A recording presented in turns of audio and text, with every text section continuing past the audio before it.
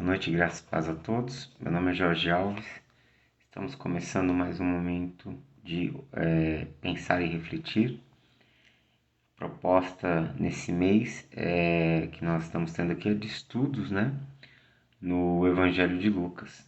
Hoje estamos terminando o capítulo 2. Nós vamos ler do verso 41 até o 52 e encerrar esse segundo capítulo. Então, se você tem uma Bíblia, convido você a abrir a sua Bíblia no Evangelho de Lucas, no capítulo 2, do verso 41 em diante. Vamos fazer a leitura? Diz assim o texto: Todos os anos seus pais... Aliás, eu vou voltar no verso 40. Eu acho que é muito interessante a gente partir desse verso aqui. Diz assim: O menino crescia e se fortalecia, enchendo-se de sabedoria, e a graça de Deus estava sobre ele. Todos os anos seus pais iam a Jerusalém para a festa da Páscoa. Quando ele completou 12 anos de idade, eles subiram à festa conforme o costume. Terminada a festa, voltando seus pais para casa, o menino Jesus ficou em Jerusalém sem que eles percebessem. Pensando que ele estava entre os companheiros de viagem, caminharam o dia todo. Então começaram a procurá-lo entre os seus parentes e conhecidos. Não encontrando, voltaram a Jerusalém para procurá-lo. Depois de 3 dias, o encontraram no templo, sentado entre os mestres, ouvindo-os e fazendo-lhes perguntas. Todos os que o ouviam ficavam maravilhados com o seu entendimento e com as suas respostas. Quando seus pais o viram, ficaram perplexos. Sua mãe lhe disse: Filho, por que você nos fez isto? Seu pai e eu estávamos aflitos à sua procura. Verso 49. Ele perguntou: Por que vocês estavam me procurando? Não sabiam que eu devia estar na casa do meu pai? Mas eles nada compreenderam o que lhes dizia. Mas eles não compreenderam o que lhes dizia.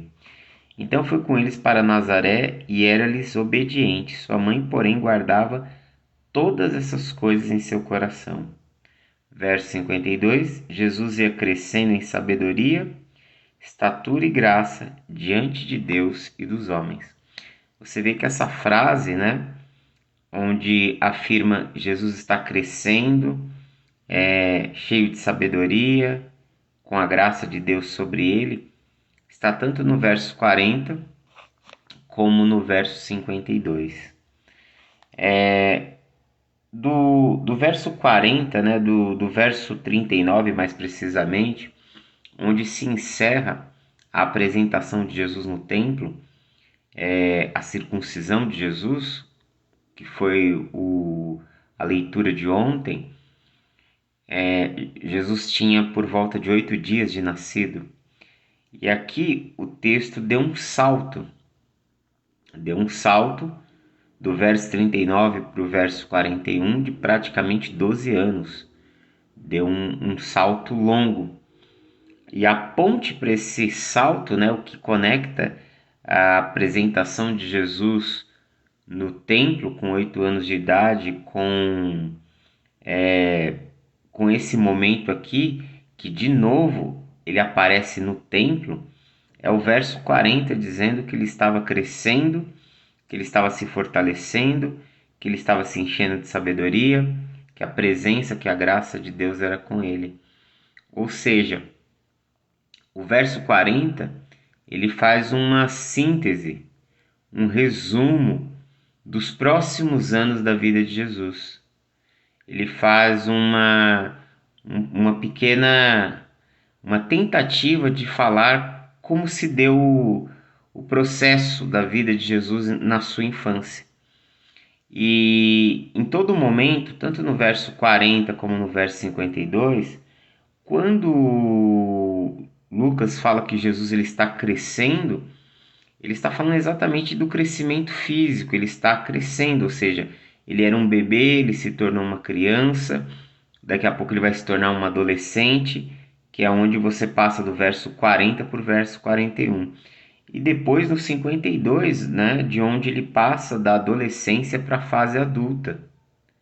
Esses dois momentos da vida de Jesus, essas duas dimensões da vida de Jesus, é apresentada por Lucas de uma forma muito resumida, até porque não era o propósito do seu texto exatamente falar sobre a infância de Jesus, mas também porque muito provavelmente ele não teve acesso a todas essas informações.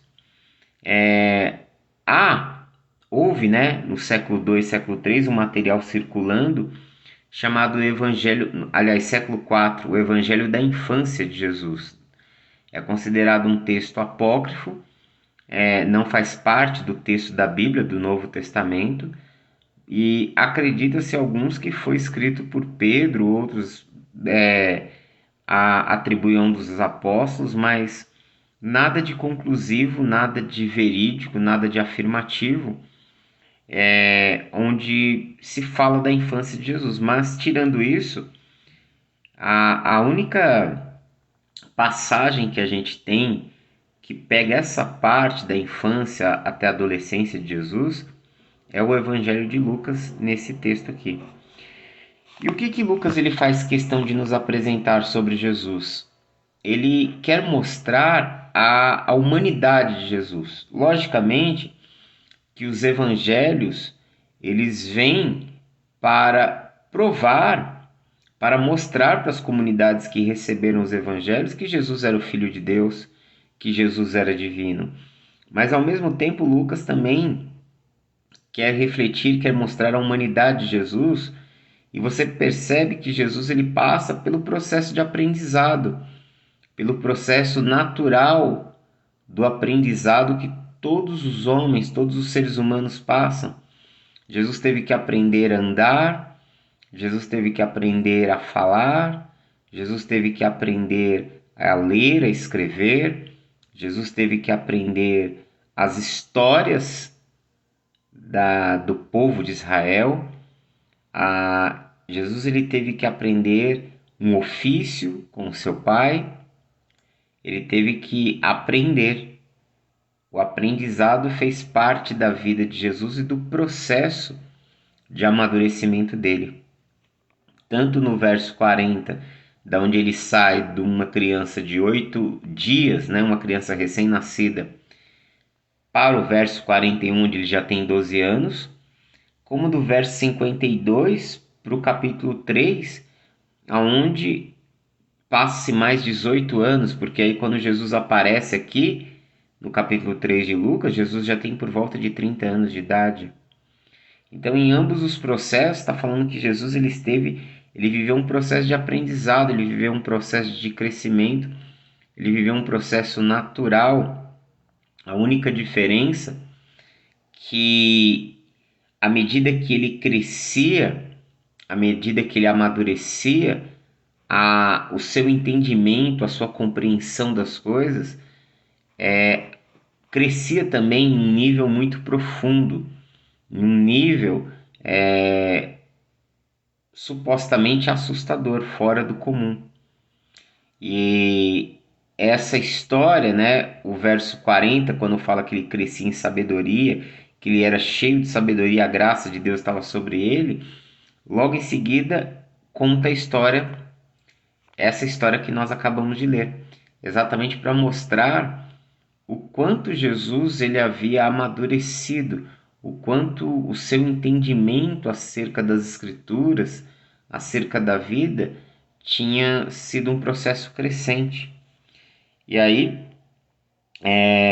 o evangelista ele continua no verso 41 falando que todos os anos seus pais iam a Jerusalém para a festa da Páscoa, a festa de Pêssar. Lembrando que a festa da Páscoa ela foi instituída quando? Na saída do povo do Egito, do povo de Israel do Egito. Exatamente quando se deu a última praga, que foi a morte dos primogênitos no Egito. A refeição, Deus ordena que eles deveriam matar um cordeiro, cortá-lo, comê-lo, né, com suas famílias, e o sangue do animal deveria ir sobre os umbrais, sobre as vigas das portas, porque quando o anjo passasse, veria a marca do sangue e saberia que ali era a casa de um hebreu. E ali a morte não tocaria nos seus filhos. E esse momento se tornou um momento perpétuo, se tornou uma ordem festiva, se tornou uma ordem do Eterno para a comunidade de Israel que eles iriam celebrar este momento. Enquanto houver comunidade de Israel, enquanto houver mundo, o povo judeu irá celebrar a Páscoa. A Páscoa, o símbolo, é uma festa que simboliza o ato resgatador, libertador de Deus em relação ao seu povo. Então, a Páscoa em Jerusalém, nesses dias, vinham inúmeras pessoas de várias regiões, de várias localidades, das várias tribos de Israel, para a celebração da Páscoa. Até mesmo prosélitos, ou seja, pessoas que não eram judeus, que haviam se convertido ao judaísmo, também estavam em Jerusalém para a celebração da Páscoa, ou seja, a cidade de Jerusalém ela ficava super habitada, super populacionada, ou seja, era muito fácil os pais não verem os filhos, porque as crianças não ficavam exatamente junto com os seus pais, né? Ficavam com grupos de crianças, né? Ficavam entre os grupos deles. Então, muito comum, né? Não se verem. A festa durava alguns dias. E o texto diz que quando ele tinha 12 anos, eles o levaram à festa, conforme o costume. Por que diz que levaram à festa conforme o costume? Porque Jesus ele já tinha 12 anos de idade e ele já estava próximo de realizar o cerimonial do Bar Mitzvah. O Bar Mitzvah é uma instituição dentro do judaísmo onde o garoto, o homem, né, o menino, ao atingir a idade de 13 anos, ele passa por um processo onde ele se torna um filho da lei. A ideia de bar mitzvah é isso, né? É um termo aramaico, bar mitzvah, mas quer dizer filho do mandamento, filho da lei. No bar mitzvah é o momento onde ele é apresentado no templo e onde ele é questionado acerca da fé dele, acerca das crenças dele. São-lhe feitas perguntas, né? Sobre o texto das Escrituras, é uma profissão de fé. O Bar Mitzvah é uma profissão de fé, mas também é um indício, é um sinal de que aquele garoto atingiu a maturidade, ou seja, se ele cometesse algum crime que a Torá, por exemplo, responsabilizasse com pena de morte, por exemplo, o assassinato,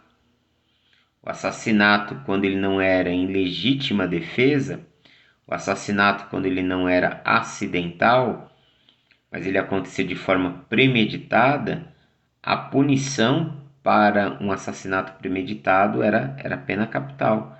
Se ele com 13 anos cometesse um crime dessa proporção, ele seria executado. Por quê?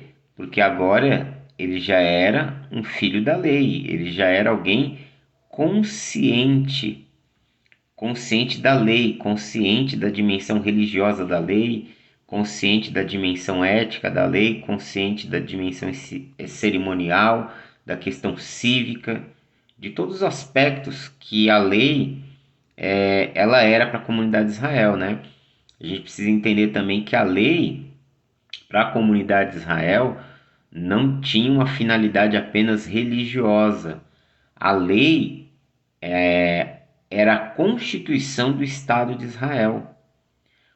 Logicamente, nesses dias aqui, onde eles estão sendo governados, né, vamos dizer assim, pelo Império Romano, algumas leis eles não podiam executar algumas leis.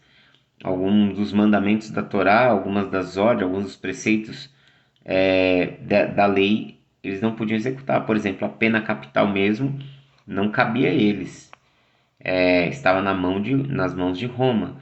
Tanto que no caso de Jesus, por mais que eles quisessem matar Jesus, eles não poderiam fazer isso, eles não poderiam executar uma pena capital. Por quê? Porque eles eram uma nação pertencente a Roma.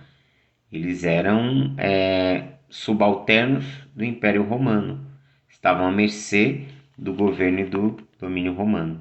Então, só para esse título de esclarecimento, então, aos 13 anos, um menino judeu ele se tornava filho da lei.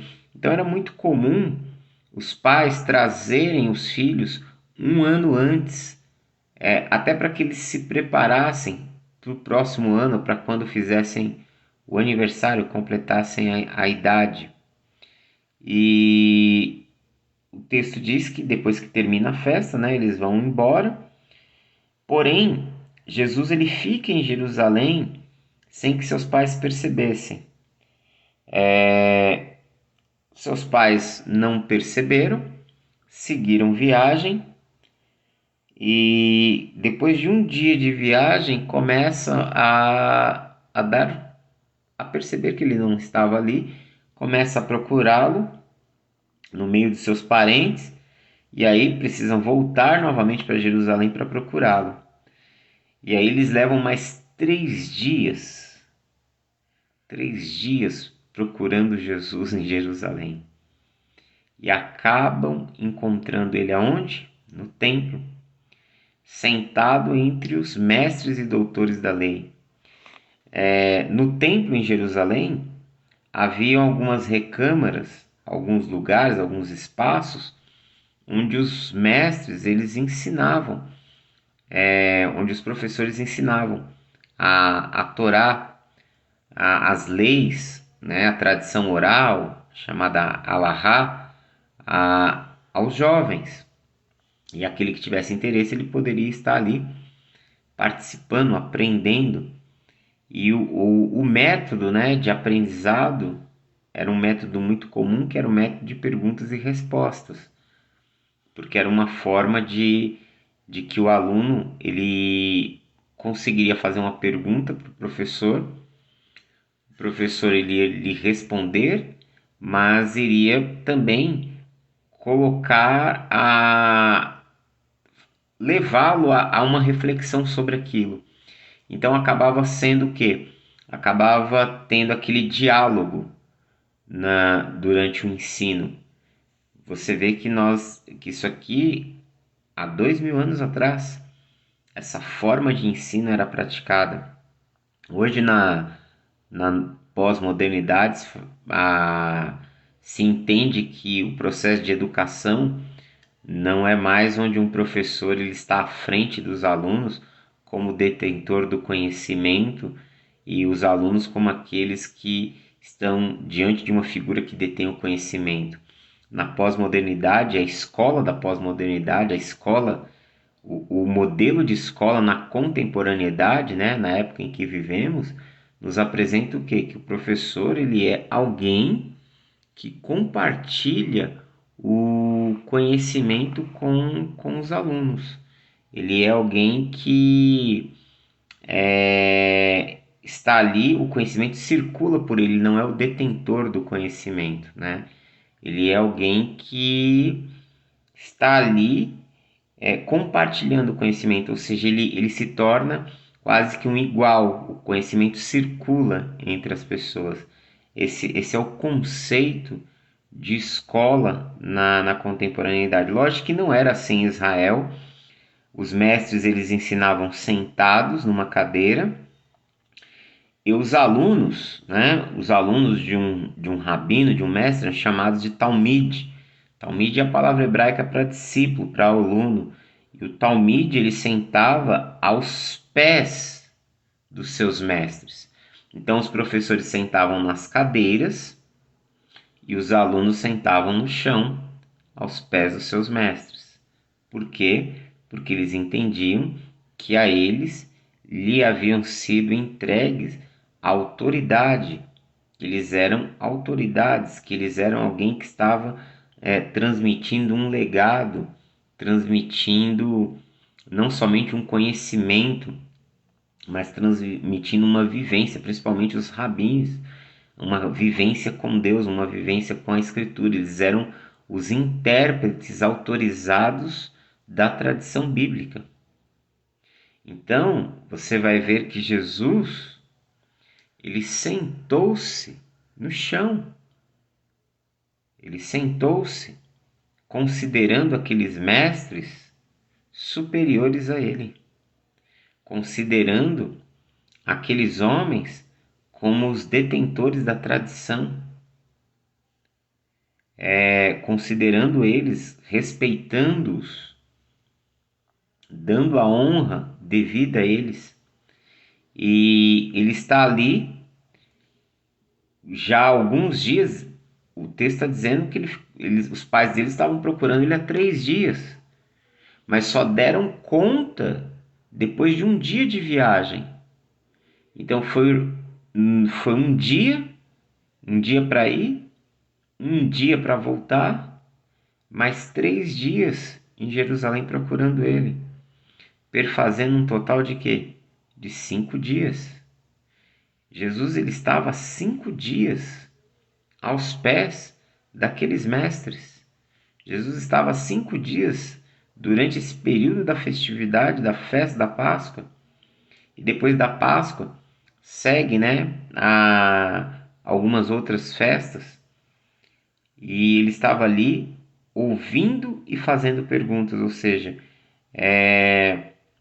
a ideia do ponto e do contraponto. Ele ouvia uma resposta, ele fazia uma pergunta, os rabinos lhe davam a resposta, e aí ele poderia fazer uma contra-argumentação, e assim ia se trocando ideias, ia se aprendendo.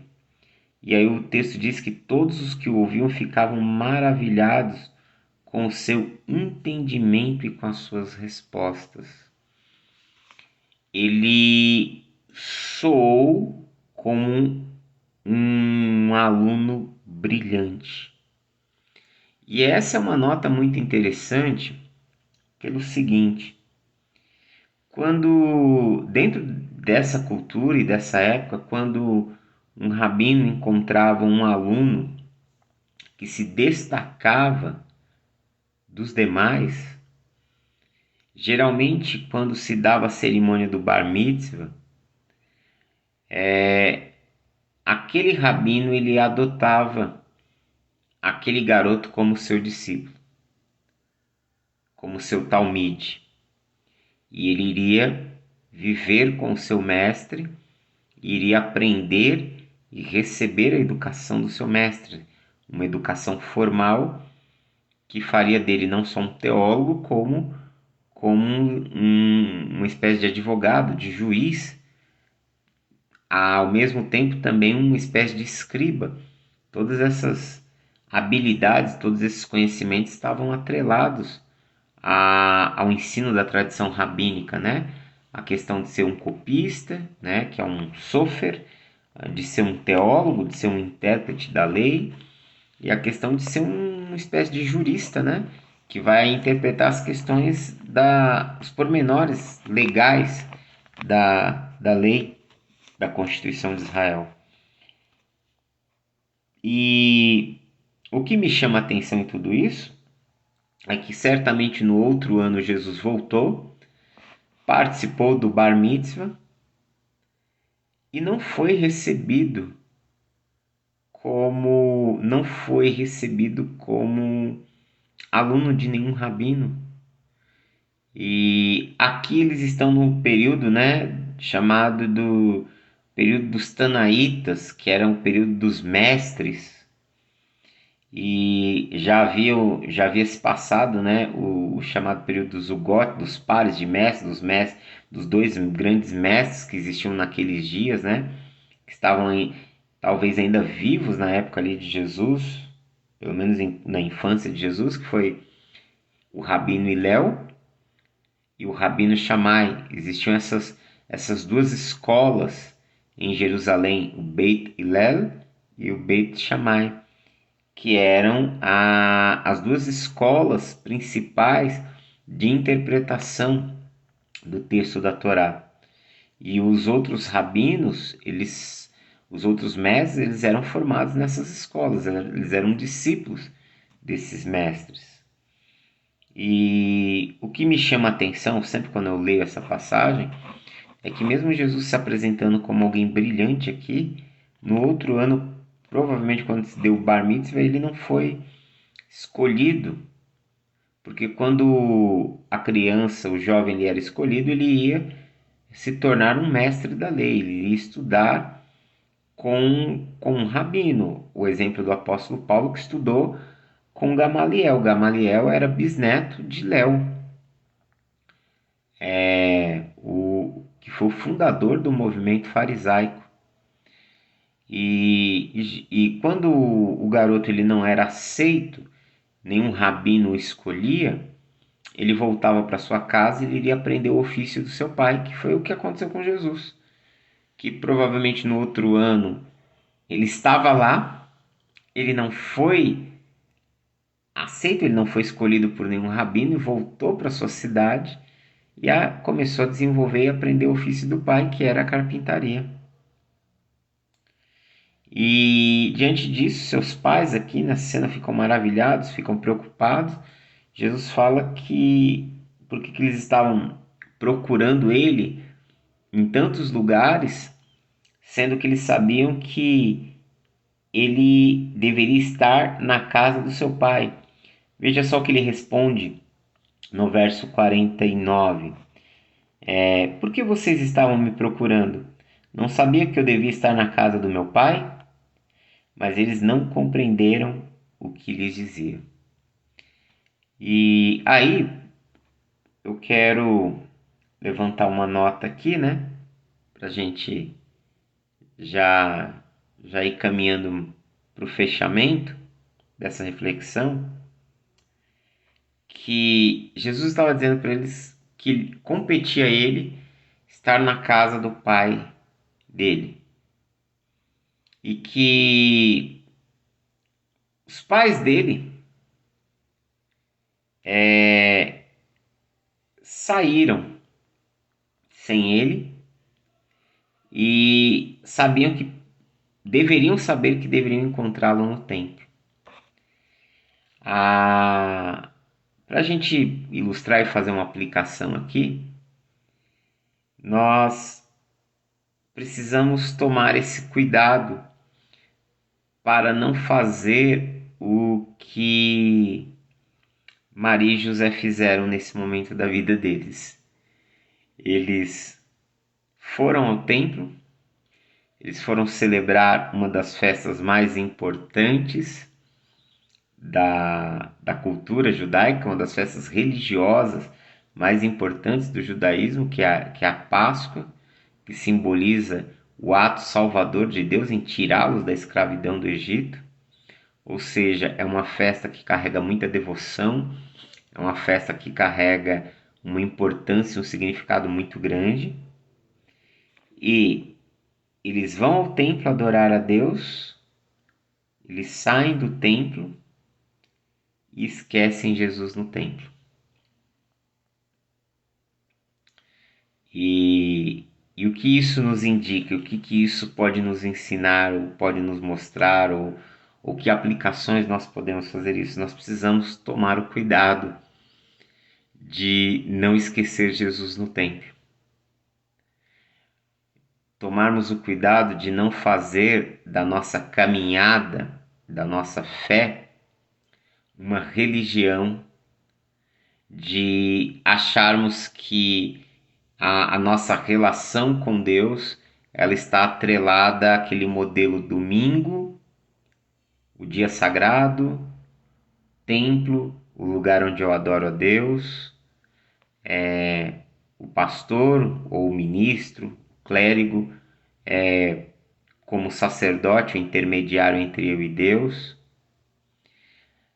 Às vezes nós precisamos tomar cuidado para não fazer com que a nossa relação com Deus e a nossa relação com Jesus não se transforme em mero formalismo religioso.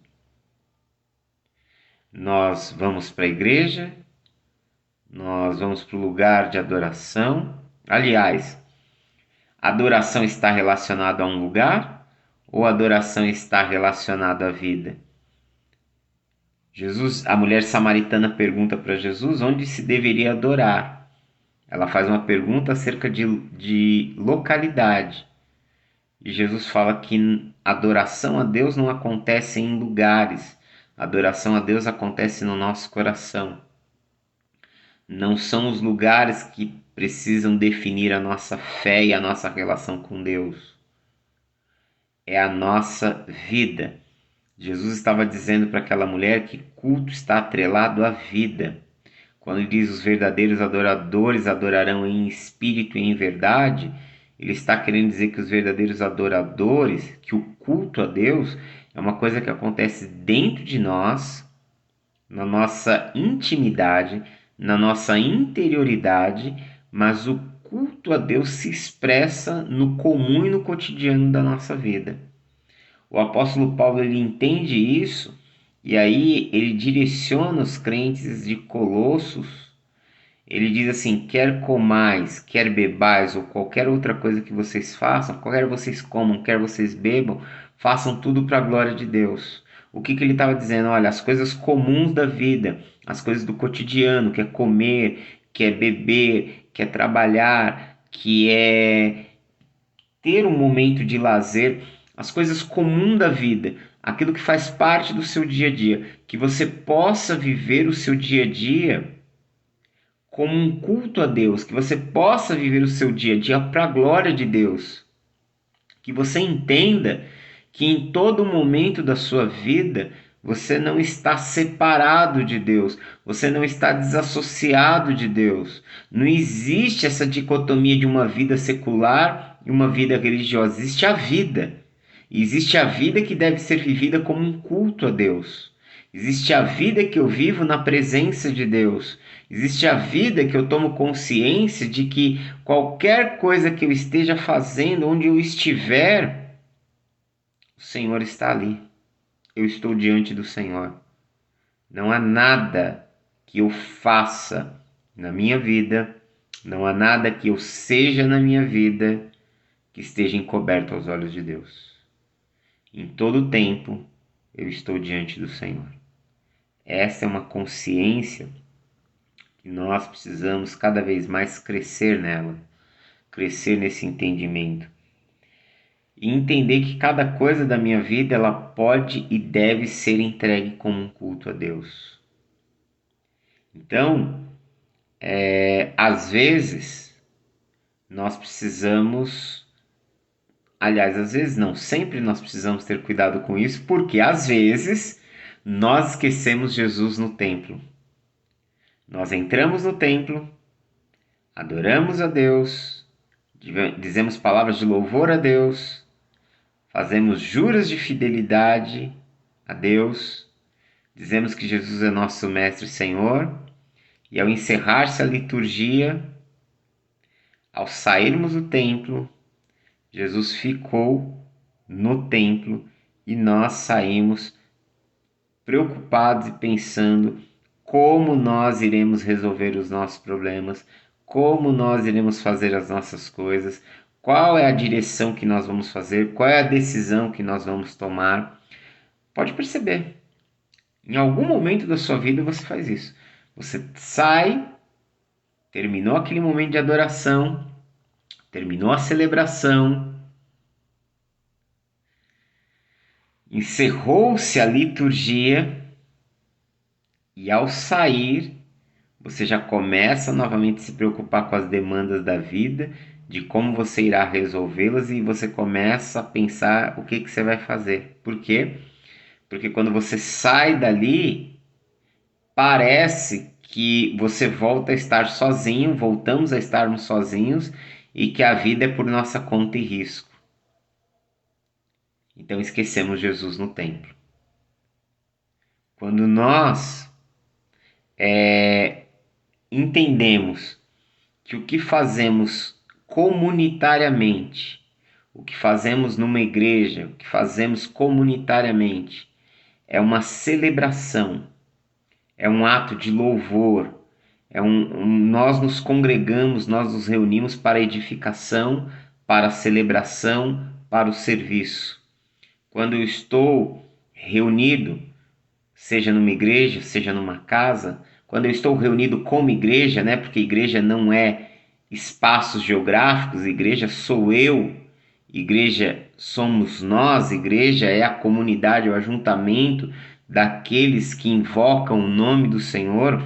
Quando nós estamos no ajuntamento, a proposta é celebração, a proposta é edificação mútua, a proposta é aprendizado, a proposta é serviço, que são elementos do que nós entendemos por culto. A palavra culto quer dizer serviço. A ideia de culto em grego é liturgia, da onde vem a palavra liturgia, e liturgia é serviço. É serviço.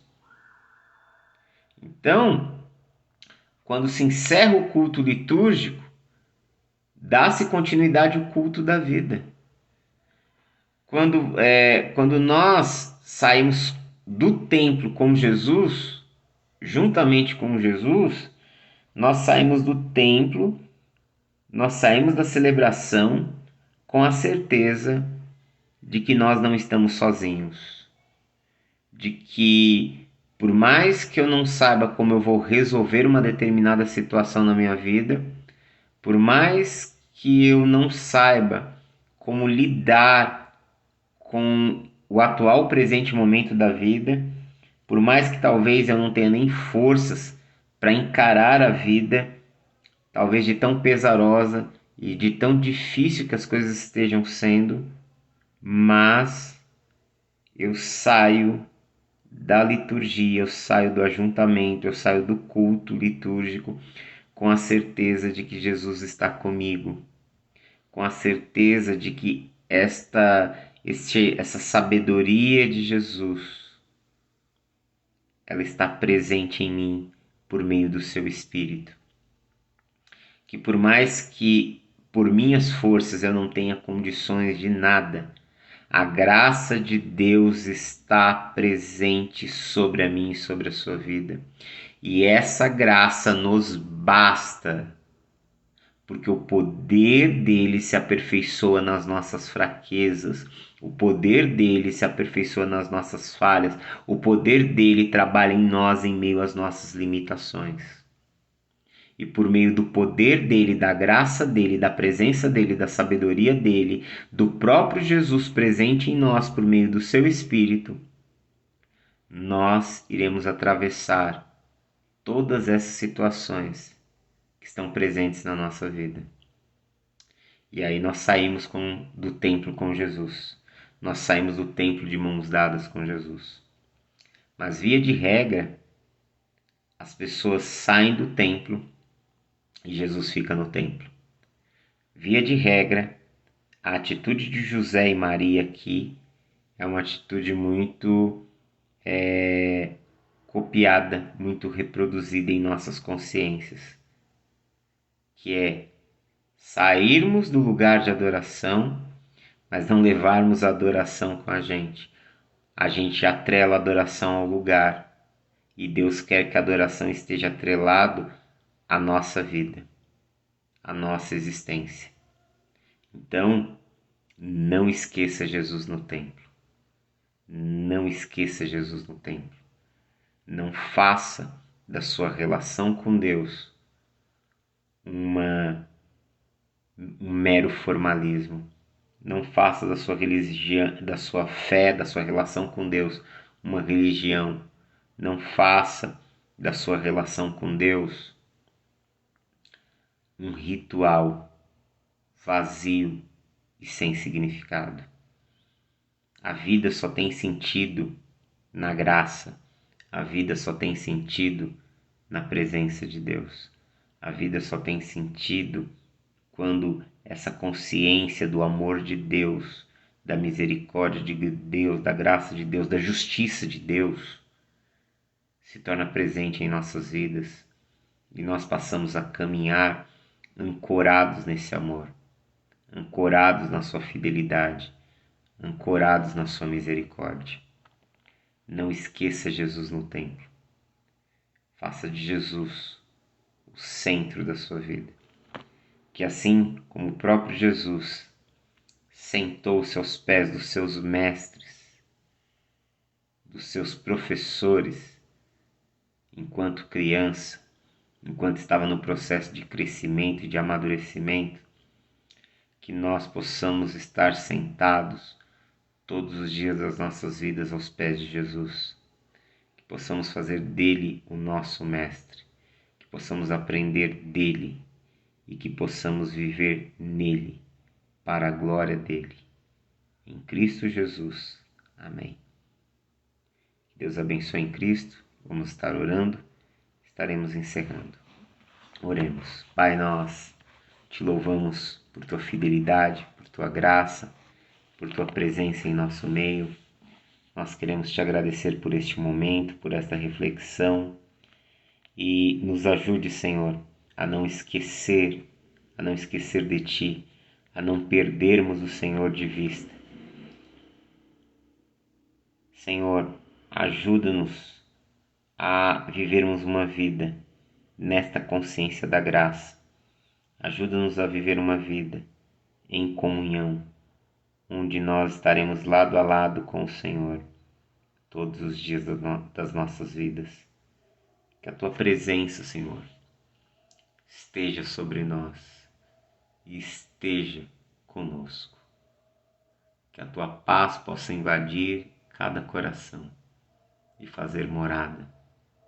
É o que eu te peço, Senhor, e oro a ti em nome de Jesus. Amém. Deus abençoe em Cristo, um forte abraço e até mais.